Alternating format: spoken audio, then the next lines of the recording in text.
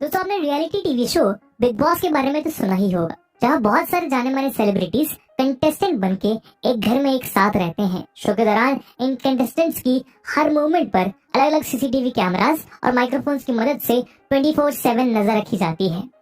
वो किस समय क्या कर रहे हैं या किसी समय उनकी किसी दूसरे कंटेस्टेंट से क्या बातचीत चल रही है, ये सब कुछ हर समय कैमरा में रिकॉर्ड होता है। लेकिन हम में से कुछ लोगों के मन में ये सवाल आता है कि आखिर ये लोग अपनी प्राइवेसी को इस तरह से कैसे कॉम्प्रोमाइज कर देते हैं।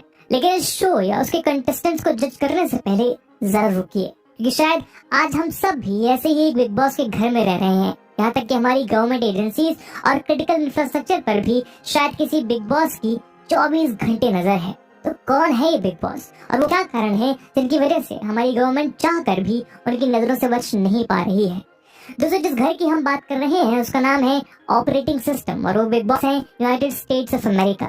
आलम ये है कि आज अगर इस बिग बॉस और ऑपरेटिंग सिस्टम की जोड़ी चाहे तो कभी भी पूरे भारत और इसमें रहने वाले लोगों की लाइफ को इसी तरह का गेम शो बना सकती है। यहाँ ये जोड़ी भारत में रह रहे लोगों से लेकर सरकार तक की तमाम एक्टिविटीज को मॉनिटर करने की ताकत रखती है। अब ऐसे में प्रश्न ये उठता है कि आखिर कैसे यूएसए और उसके ऑपरेटिंग सिस्टम इस तरह बिग बॉस और उसका घर बनाकर बैठे हैं और उन्हें रोकने के लिए हमारी सरकार क्या कर रही है या क्या कर सकती है। पूरे दिन इंटरनेट से कनेक्टेड रहते हैं, फिर चाहे वो हमारा मोबाइल फोन हो, लैपटॉप हो, स्मार्ट वॉचेस हो या फिर स्मार्ट टीवीज। हमें कोई जरूरी काम करना हो या फिर केवल एंटरटेनमेंट, आज छोटे बच्चों से लेकर अपना रिटायरमेंट एंजॉय करती ओल्डर जनरेशन तक सभी इंटरनेट के माध्यम से ही सारी दुनिया से जुड़े हुए हैं। यही कारण है कि पिछले कुछ सालों से इस इलेक्ट्रॉनिक सेगमेंट का मार्केट में भी बूम देखने को मिल रहा है, जिसके चलते मोबाइल्स, लैपटॉप्स और यहाँ तक कि स्मार्ट टीवीज, लाइट्स और वॉचेस तक के सेगमेंट्स में रोज नए नए ब्रांड्स मार्केट में कदम रख रहे हैं।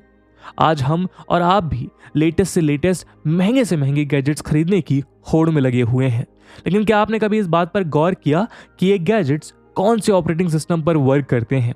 दोस्तों आज आपका मोबाइल फोन सैमसंग ब्रांड का हो या शाओमी का, इनमें से ज्यादातर smartphones Android based operating system पर वर्क करते हैं। ब्रांड इक्विटी रिपोर्ट के मुताबिक इंडिया के 95% स्मार्टफोन यूजर्स गूगल के इसी एंड्रॉइड बेस्ड फोन्स का इस्तेमाल करते हैं। यही नहीं, आज मार्केट में मिलने वाली ज्यादातर स्मार्ट टीवीज और स्मार्ट वॉचेस भी इसी ऑपरेटिंग सिस्टम पे वर्क करती हैं। दूसरी तरफ अगर हम लैपटॉप से कंप्यूटर्स के मार्केट पे नजर डालें तो हम पाएंगे कि इसके मार्केट शेयर में माइक्रोसॉफ्ट के विंडोज का मार्केट शेयर 80% से ज्यादा का है। वहीं अगर बात एप्पल ब्रांड की करें तो इसके सभी प्रोडक्ट्स, फिर चाहे वो मोबाइल हो या लैपटॉप, एप्पल के ही iOS या मैक ओएस ऑपरेटिंग सिस्टम पे वर्क करते हैं।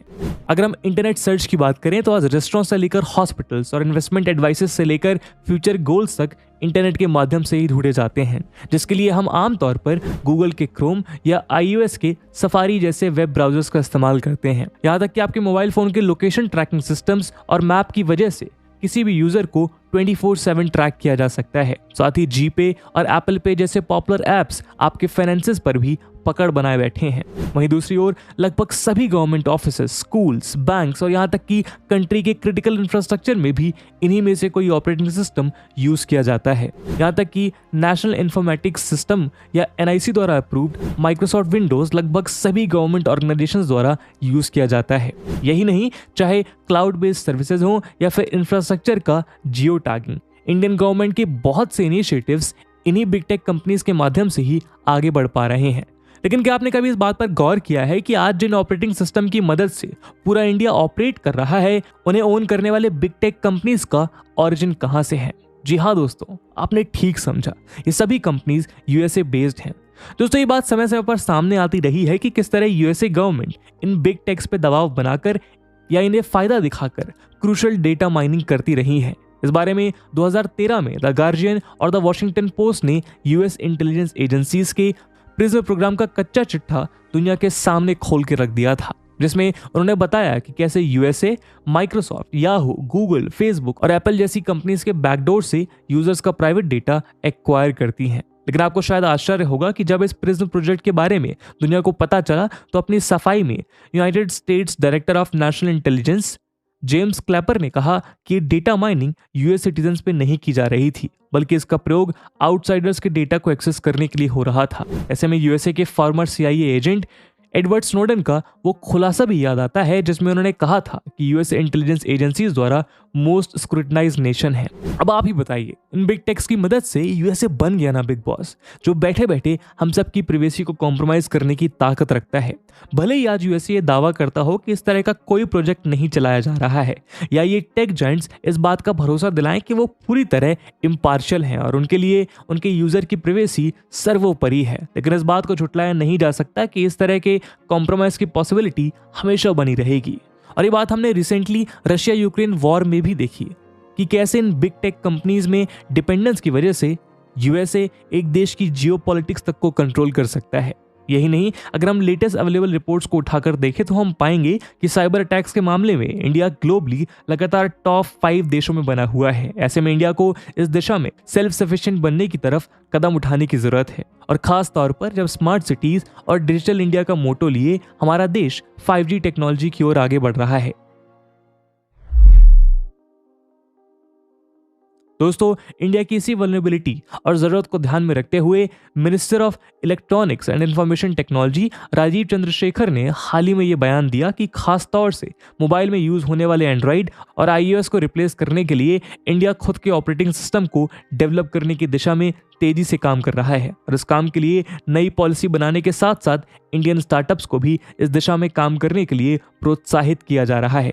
इस स्टेप से इंडिया के लिए अपने सिटीजन्स की प्रिवेसी और देश की सोवरेनिटी को इंश्योर करने के अलावा इकोनॉमिक बेनिफिट्स भी होंगे, क्योंकि इंडिया जो 2021 में $75 बिलियन वर्थ के स्मार्ट इलेक्ट्रॉनिक डिवाइसेस का इंडिजिनस प्रोडक्शन कर रहा था, वहीं वो 2026 तक इसे बढ़ाकर $300 बिलियन तक ले जाना चाहता है। ऐसे में यदि हम अपना खुद का मोबाइल ऑपरेटिंग सिस्टम डेवलप कर लेते हैं तो ये हमारे आत्मनिर्भर भारत के मोटो की दिशा में भी एक बड़ा कदम होगा। साथ ही जैसा हमने बीते कुछ सालों में देखा, गूगल और एप्पल अपनी मार्केट डोमिनेंस और मोनोपोलिस्टिक प्रैक्टिसेस का फायदा उठाकर इंडिया के ग्रोइंग ऐप मार्केट को नेगेटिवली अफेक्ट कर रहे हैं। इसी सिलसिले में हाल ही में कंपटीशन कमीशन ऑफ इंडिया ने गूगल पर हजारों करोड़ रुपीस का जुर्माना भी लगाया। वहीं दूसरी ओर इन बिग टेक्स पे डिपेंडेंस होने की वजह से हमारे आईटी बेस्ड स्टार्टअप्स के प्रॉफिटेबिलिटी पर भी असर पड़ रहा है। ऐसे में यदि इंडिया अपना खुद का ऑपरेटिंग सिस्टम डेवलप कर लेता है तो ये इंडियन इकोनॉमी और इंडियन स्टार्टअप्स के लिए एक अच्छी खबर होगी। इसी तरह अगर हम इंडियन गवर्नमेंट के आईटी इंफ्रास्ट्रक्चर और क्रिटिकल इंफ्रास्ट्रक्चर जैसे बैंकिंग, डिफेंस और टेक रिसर्च के फील्ड पर नजर डालें तो भी इंडिया का अपना खुद का ऑपरेटिंग सिस्टम होना बेहद जरूरी है। अभी इस बात को भी बहुत समय नहीं बीता है जब 2014 में इंडियन गवर्नमेंट ऑफिसेज ने प्राइमरीली यूज होने वाले विंडोज एक्सपी को माइक्रोसॉफ्ट ने अपना सपोर्ट एंड सर्विस देना बंद कर दिया था, जिसके चलते गवर्नमेंट एजेंसीज और इंडियन बैंकिंग सर्विसेज और आईटी सिक्योरिटी को थोड़े समय के लिए ही सही लेकिन क्रिटिकली डिसरप्ट कर दिया। ऐसे में इंडिया के लिए जरूरी हो जाता है कि वो इस डिपेंडेंस से जल्द छुटकारा पाए और अपने खुद का ऑपरेटिंग सिस्टम एस्टैब्लिश करे।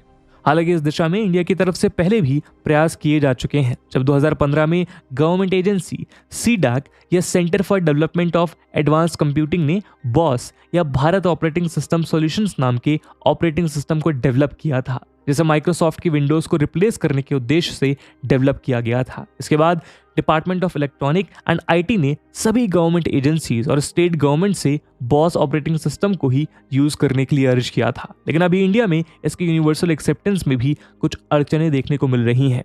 पर बड़ा सवाल यह है कि क्या केवल नए इंडिजिनस ऑपरेटिंग सिस्टम डेवलप कर देने भर से ये सारी समस्या हल हो जाएगी? तो शायद इसका जवाब है नहीं। और आइए अगले सेक्शन में जानते हैं कि इसका जवाब नहीं क्यों है और वो कौन से हर्डल हैं जिन्हें दूर किए जाने की जरूरत है। दोस्तों, एक मोबाइल या लैपटॉप ऑपरेटिंग सिस्टम को मेन स्ट्रीम यूज में लाने के लिए उसके इकोसिस्टम को पॉपुलर एप्स और प्रोग्राम्स का सपोर्ट करना बेहद जरूरी है, क्योंकि जब तक ये ऑपरेटिंग सिस्टम यूजर्स द्वारा इस्तेमाल में आने वाले पॉपुलर ऐप्स जैसे व्हाट्सएप, फेसबुक, ट्विटर इत्यादि को सपोर्ट नहीं करेगा, इस ऑपरेटिंग सिस्टम को मेन स्ट्रीम बनाना आसान नहीं होगा। वहीं दूसरी ओर इन ऐप्स के लिए लोकलाइज्ड ऑपरेटिंग सिस्टम या लो एंड मोबाइल्स के लिए कॉम्पैटिबल एप्लीकेशन सर्विस प्रोवाइड कराना प्रॉफिटेबल नहीं होता। इसलिए पास में प्रोड्यूस किए गए इस तरह के नेशनलाइज्ड ऑपरेटिंग सिस्टम का कॉन्सेप्ट वायबल नहीं रहा है। यही नहीं, पास में Windows operating system based mobile phones के फेल होने का रीजन भी यही था कि यूजर्स को उससे कॉम्पैटिबल एप्स और इंटरऑपरेबिलिटी की कमी महसूस होती थी। इसीलिए लैपटॉप्स और कंप्यूटर्स का famous operating system Windows mobile के फील्ड में फेल हो गया। साथ ही हम आपकी जानकारी के लिए बता दें कि कुछ साल पहले इसी तरह से चाइना के अलीबाबा ग्रुप ने भी Alibaba local services operating system को रिलीज किया था, जिसे रिलीज करते समय ये माना गया था कि चाइना की अपनी बड़ी पॉपुलेशन और पेक्यूलियर लैंग्वेज सेट के चलते ये ऑपरेटिंग सिस्टम जरूर एक स्टैंड अलोन टेक जायंट बनकर उभरेगा। लेकिन ऐप कॉम्पेटिबिलिटी इश्यूज की वजह से ये ऑपरेटिंग सिस्टम भी कभी उस यूजर स्किल के लेवल पर नहीं पहुंच पाया जिसकी इससे उम्मीद थी। यही नहीं, इस चाइनीज ऑपरेटिंग सिस्टम को रिलीज करते समय चाइना के पास ये एडवांटेज था कि उनकी जरूरत के ज्यादातर इलेक्ट्रॉनिक गैजेट्स चाइना में ही प्रोड्यूस होते हैं, जिस वजह से वो अपने ऑपरेटिंग सिस्टम के अकॉर्डिंग जरूरी टेक्निकल स्पेसिफिकेशंस के साथ इन गैजेट्स को प्रोड्यूस कर सके। लेकिन दोस्तों, इंडिया के पास ये एडवांटेज नहीं है। ऐसे में यदि इंडिया अपने कंप्यूटर या मोबाइल बेस्ड ऑपरेटिंग सिस्टम को रिलीज करता है तो हमें इन ऑपरेटिंग सिस्टम के टेक्निकल स्पेसिफिकेशन से कॉम्पैटिबल हार्डवेयर सिस्टम की भी जरूरत पड़ेगी, जो इस स्टेज पर इंडिया के लिए एक टेढ़ी खीर साबित हो सकता है। जब तक इंडिया अपना खुद का ऑपरेटिंग सिस्टम डेवलप नहीं करता, तब तक उससे कॉम्पैटिबल एप्स या हार्डवेयर की उम्मीद कैसे रखी जा सकती है। इसीलिए यदि इंडिया को सेल्फ सफिशिएंट बनना है तो उसे इस पूरे इकोसिस्टम को ही डेवलप करना पड़ेगा, जहां ऑपरेटिंग सिस्टम के साथ साथ दूसरे इंपॉर्टेंट एस्पेक्ट्स को भी पैरेलली डेवलप करने पर विचार करना होगा। दोस्तों, अब तक तो आप समझ ही गए होंगे कि इंडिया के लिए उसका खुद का ऑपरेटिंग सिस्टम डेवलप करना कितना जरूरी है, क्योंकि जब तक बिग बॉस हम सब पर नजर गड़ाए बैठे हैं, हम सबकी प्राइवेसी और हमारे देश की सोवरेनिटी पर खतरा बना हुआ है। जिस तरह ऑनगोइंग रशिया यूक्रेन वॉर में यूएसए ने अपनी डोमिनेंस का प्रयोग करके रशिया को स्विफ्ट और दूसरे ग्लोबल इकोनॉमिक सिस्टम को यूज करने पर पाबंदी लगाई है, कहीं ऐसा ना हो कि एक दिन इन बिग टेक्स को हथियार बनाकर हमारे देश के लिए भी बिग बॉस का ऐसा ही कोई फरमान आ जाए और हमारे पास और इन कंपनीज के पास उनकी बात मानने के अलावा कोई और रास्ता ना रह जाए।